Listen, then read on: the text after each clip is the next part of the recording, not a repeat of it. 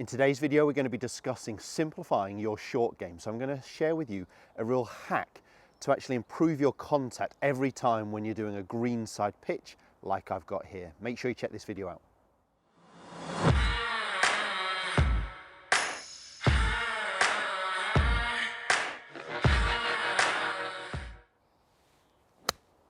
Okay.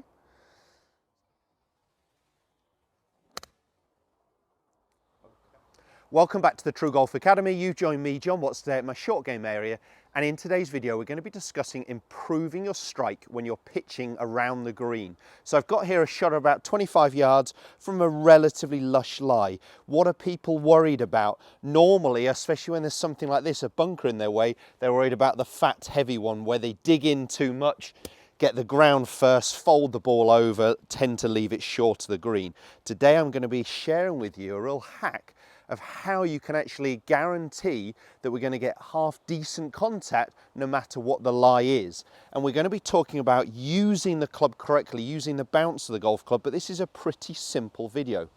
If this video does help you, make sure you hit the thumbs up, share with as many golfers as you can, and please put some comments below. It's great to hear from you guys, what videos you'd like me to film, anything along those lines. If you're new to my channel, you haven't already, hitting the subscribe button, hitting the little bell icon, it just notifies you every time a new video goes live, at least 2 instructional videos a week for free.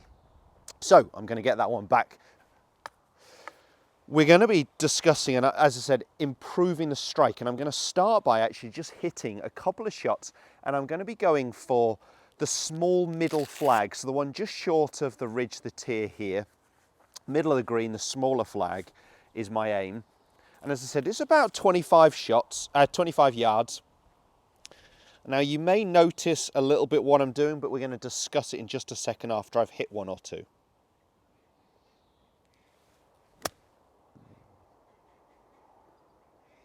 So you can see a nice lot of height, a very shallow divot.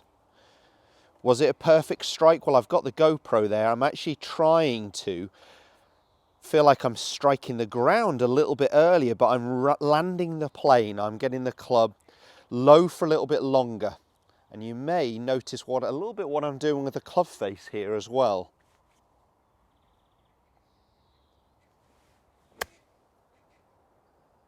Okay, it's a little bit bolder, it's a little longer, but again you can see there, was it a perfect strike? No, I'm actually striking the ground a little bit before the ball, and that's the purpose of today's video. I want to share with you a little hack, how we can improve contact with the ball even by striking the ground a little early, because the reality is when we're pitching, we're not hitting the ball first unless we're driving it in low. But if we're driving in low, we're starting to use that leading edge of the golf club, it's more likely to dig. So strike has got to be perfect. What I want you to start to think about is activating the bounce of the golf club.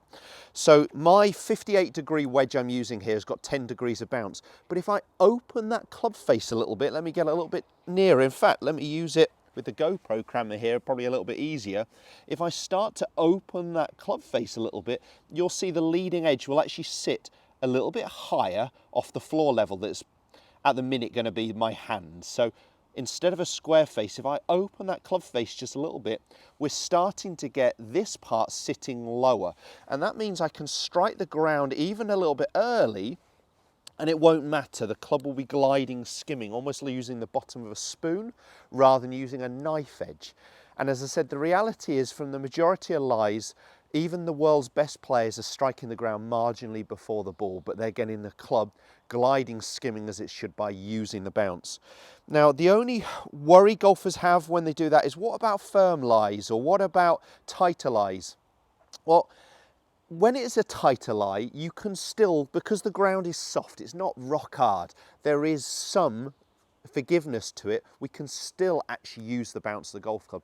If we're talking about a really burnt out, crisp, hard lie where it's really solid underfoot, then we may play a little bit different, and I will put a link just here about dealing with those firmer, harder lies. But if it's just cut short grass, but there's still some softness underneath it, then we don't need to do anything different to what I'm discussing today. And that's why I've got my GoPro here. So my GoPro is just to show that if I open that club face, activate the bounce a little bit, I can actually land the plane. I can get my contact point almost from here to here. You know, the ball's in the centre of that. I'm not getting the ball first. I'm just getting the club gliding underneath. That's going to help me also get a little bit more height. Okay, so I'm going to get some more flight, a little bit more stopping power out of it. What do we have to take into consideration when we're doing this? Well, if I'm opening the club face, it could send that ball just a touch right to target. But what I want you to do in practice first is aim pretty square, pretty straight on, see how far right it goes. I could then turn myself round a little bit to the left, but it's not going to be much. You know, so it could be just a couple of yards that you need to aim that a little bit further left if you start opening that club face. But the benefit of opening that face is starting to utilize the bounce of the golf club correctly. The only other thing we've got to be aware of is at impact, we're not driving our handle forwards, okay? Because that would take some loft off the club face, generally leave the face potentially open, but it's going to take some loft off, it's going to take some bounce off the golf club starting to dig. So there's a couple of options here. Once we go and talk about the swing, the setup, all I was doing was opening that face a little bit to activate the bounce of the golf club, to use it correctly. What I'm trying to get the feeling of is that I actually have a long flat zone, so I'm making contact with the ground. But there's two options there. I can either try and feel like I start with my handle level with the club head, which I like anyway, and then nice and wide, so it's a real body rotation, no pull of the handle. And the guys who play it more that way, Steve Stricker was very successful, still is very successful playing it that way. Jason Day would play it more that way, so a wide movement, very little wrist action, especially on these short range pitch shots.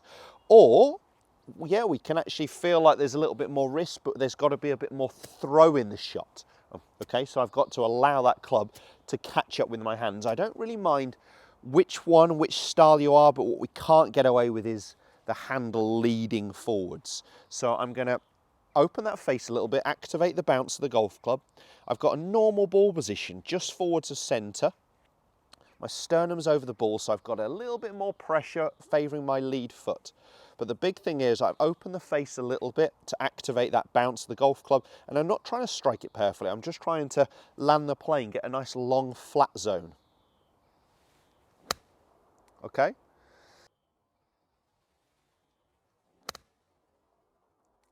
So I had that face open, yet the ball actually flew pretty much down my target line. I wouldn't say I needed to adjust greatly there. And you can see a nice lot of height, a long flat divot. So I'm not digging in like that first shot that you noticed. I absolutely could play the open face. I'll just try and feel it wide with no wrist action, more of the Jason Day, Steve Stricker approach. And I have filmed a video on that, the difference between Day and Woods. I'll put again a link here, well worth checking out. But let's again activate the bounce, open the face that little bit. Golfers are worried about it, but try and get used to it. I'm going to strike the ground first. On this one, I'm just feeling a nice wide movement, almost less wrists. And again, you can see lots of height, lots of stopping power, shallow divots. So whether you are creating a little bit of wrists and throwing the club, or whether you're feeling wide, the key there is starting to think about using the bounce of the golf club and not being perfect with the strike. And that's going to alarm a lot of golfers. But the reality is we are going to be striking the ground slightly before the ball, at the ball, and just post the ball. So you almost want a long, shallow divot. And the only time we wouldn't play it this way is when we're talking about not just short grass, but really hard, firm lie where we just can't get that club to hit the ground and sort of scooch, skim through, that it would cause that club to bounce. But it's got to be a really solid lie. So we're probably only talking about 1 or 2 months in the middle of summer, haven't had a lot of rain, grass has been cut really short, and we're getting a very firm, compact lie. If you've got that option, as I said, check out the video I filmed about tight lies, and that will film or give you those answers perhaps that you're looking for. But this works well on the majority of shots. Let's do one more to finish with. I'm opening the face, activating the bounce of the golf club. You can see my handle is more back level with the golf club, and I'm not trying to strike it perfectly. I definitely got ground first. Now it went a little bit right to target, but learn from it. If it went a little bit right consistently 3-4 yards right, what am I going to do? I'm just going to turn my body 3 or 4 yards to the left. I hope that video's helped. I hope it's answered some questions for you. I'd love to hear from you guys. I'd love you guys to hit the thumbs up, subscribe to my channel if you haven't already, and make sure you check out plenty of my other content around the short game. See you guys soon.